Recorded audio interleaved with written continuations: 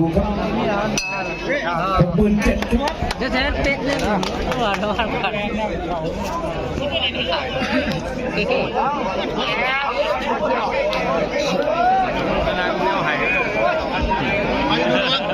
องยก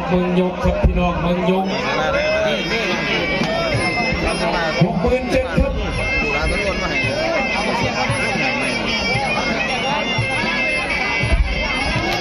ดูคู่นี้ครับ31มีนาคมครับเทศกาลไก่ย่างโลกที่อำเภอห้วยทับทันจะลงกำลังผู้ใหญ่บ้านของอำเภอห้วยทับทันครับรวมใจเป็นหนึ่งกำลังทั้ง6 ตำบลครับมันใจสุกขืนไก่ก็นั่นใกล้ออกไปแยกว่าแยกสองว่าแยกว่ามัง วันนี้ขอบคุณกำนันจังหวัดชุมพรครับที่เป็นกำนันผู้ใหญ่บ้านของอำเภอห้วยทับทันกำนันทีกระสังครับจากตำบลกำนันประยงหงครับจากตำบลโพสายไก่เยอะเวิร์ดดาจากเมืองหลวงกำนันพงจรัญปราบบัญชีจากห้วยทับทัน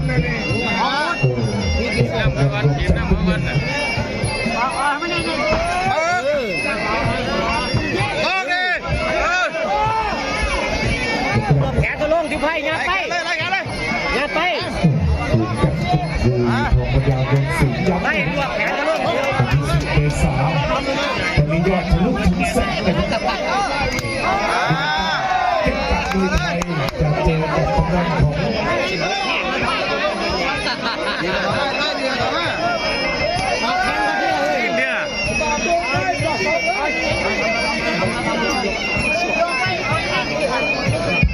ผู้เรียนรักษาแบบนี้ยอดทะลุแสนเลยครับคู่นี้ครับ10 เมษายนที่หนองโมมันอย่างเดียวมันแล้วแต่สวยเดียวบ้างเลยโตเลยเดียว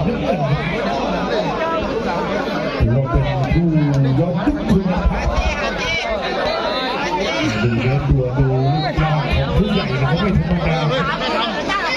ฝั่งแดงนี่มันมีโชคปลอดภัยไม่มีใครมันใจไก่เลยการจะโตใกล้เลยปีดอกสังเวียนเอฟซีปุ๋ยเดียวเราไม่สักอย่างเลยเอฟซีปุ๋ยต้องปักหางโชคเสียพุ่งติดมาแล้วเชียร์แดงเยอะครับเจ้าบ้านกิจกรรมสุภาพคุณให้ดูเสียงแล้วของคู่นี้ครับ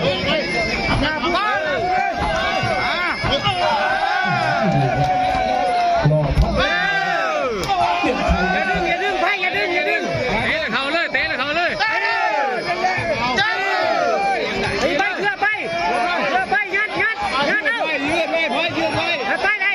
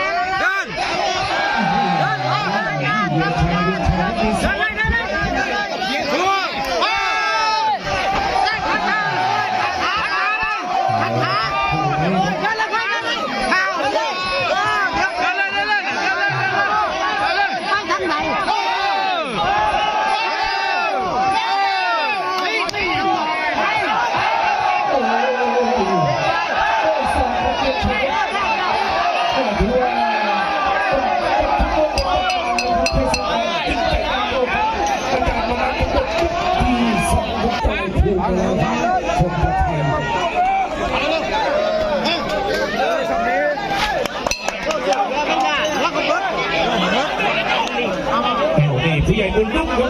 มา นั่งไม่ติดแต่ต้องไปเทงเลยครับผู้ใหญ่บุญตุ้มเป็นผู้ใหญ่ด้วยกันครับเชียร์ผู้ใหญ่ครับยกสาม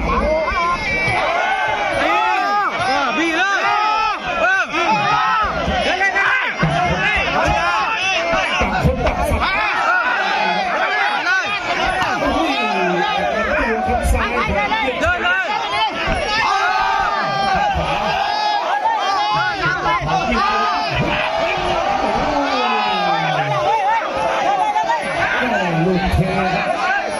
มีลูกเท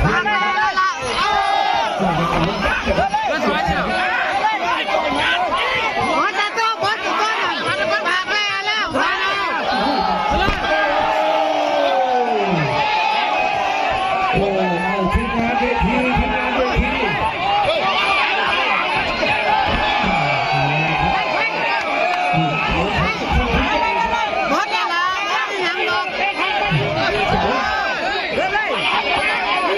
เขาเอาอยู่หรือเปล่าก็ดูไปที่ยกสามก็ได้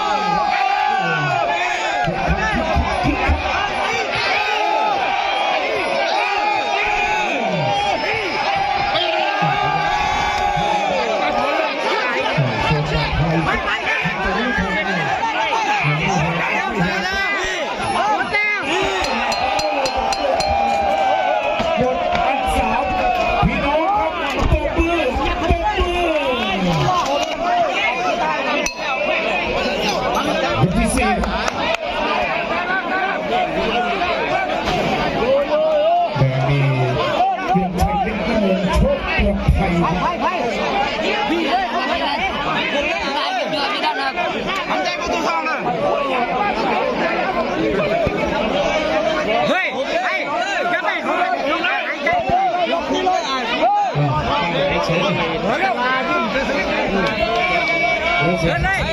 การมวยสิไปสี่ครับ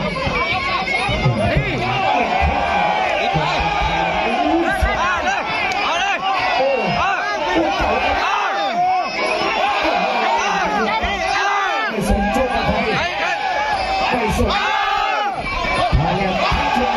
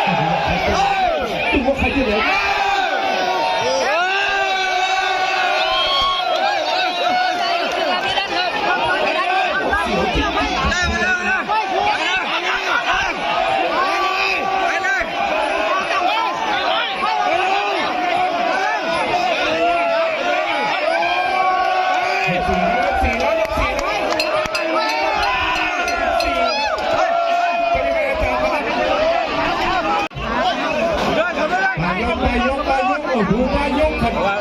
เขายังเก็บเกี่ยวเขาอยู่หน่อยนึงอยู่ สีสันกำลังใจ เอาบ้านครับ เวลา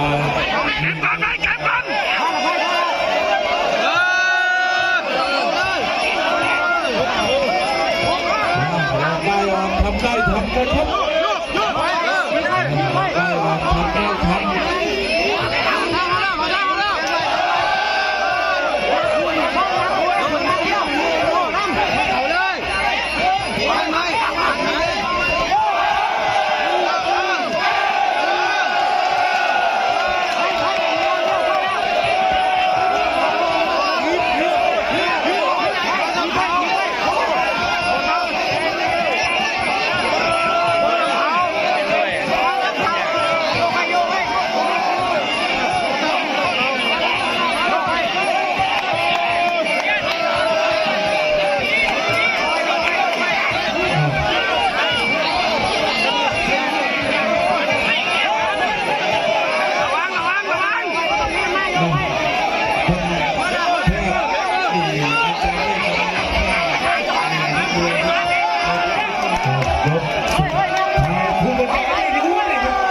ผู้บรรยายไม่รู้เลยครับ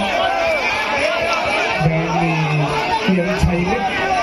วอสัมพันตุรีครับสมบูรณ์ชอบประไทยวันนี้เกษตรอ